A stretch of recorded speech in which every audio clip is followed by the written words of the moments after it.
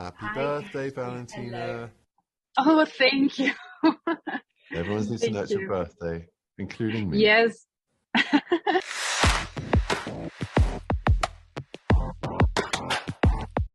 Ho fatto quello che dovevo per proteggere il nostro mondo. Non puoi controllare tutto, Strange.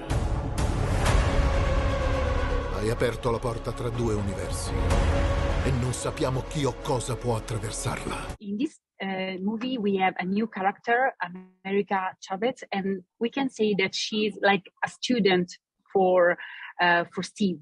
Do you believe that having a student or someone to teach something to is good for him? Oh, I don't know about that. You'll have to wait and see what that dynamic is and how it plays out. It might surprise you if that's what you think. And if this movie can teach us, the audience, something, what would it be, in your opinion? You're always better off together than on your own. Christine says to Strange that she can't love him because he is the one that always wants to hold the knife. Do you believe she's right? For sure, and in the iteration that they've existed together in, their life, he has been that person. He's always the person who has to take ownership of the ideas, to be the star in the moment of surgery, and he's the one that likes to be in control. And this film's very much, if anything, if it's to do with Strange, it's to do with his shift again, I think, from something that wasn't fixed when he became a selfless sorcerer helping others, is that he still thinks the best way to do that is on his own. So that's kind of that's a slight character shift that goes on in this film for him. In this movie, at least in the first minutes, Strange uses the word sacrifice a lot. Do you believe that it's important making sacrifices when there's the greater good? And how can we do it? Because it's not easy.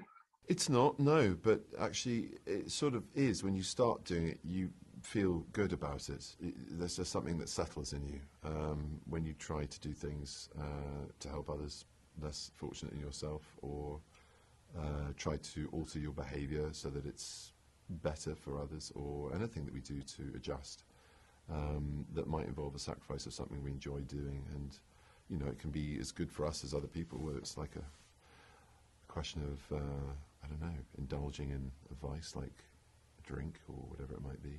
It's I think you feel good about exerting that control, that willpower, as well as it doing good for others sometimes. Another key word in this movie is dreams. Do you fear dreams now after this movie? Well, it's funny because before I did this, we were shooting The Power of the Dog in New Zealand, and I mean, I did Spider-Man in between, so I was used to getting back in the cloak and being him, but I definitely think that dream work that I did for that character, I then started to do a little bit of for Strange.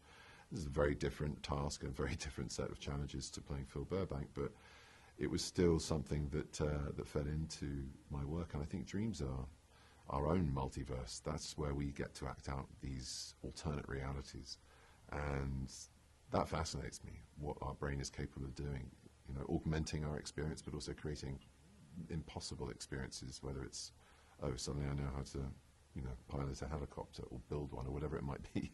The sort of alternative reality that they provide us with is, I think, source for wonderful, wonderful creativity. Thank you so much. Bye.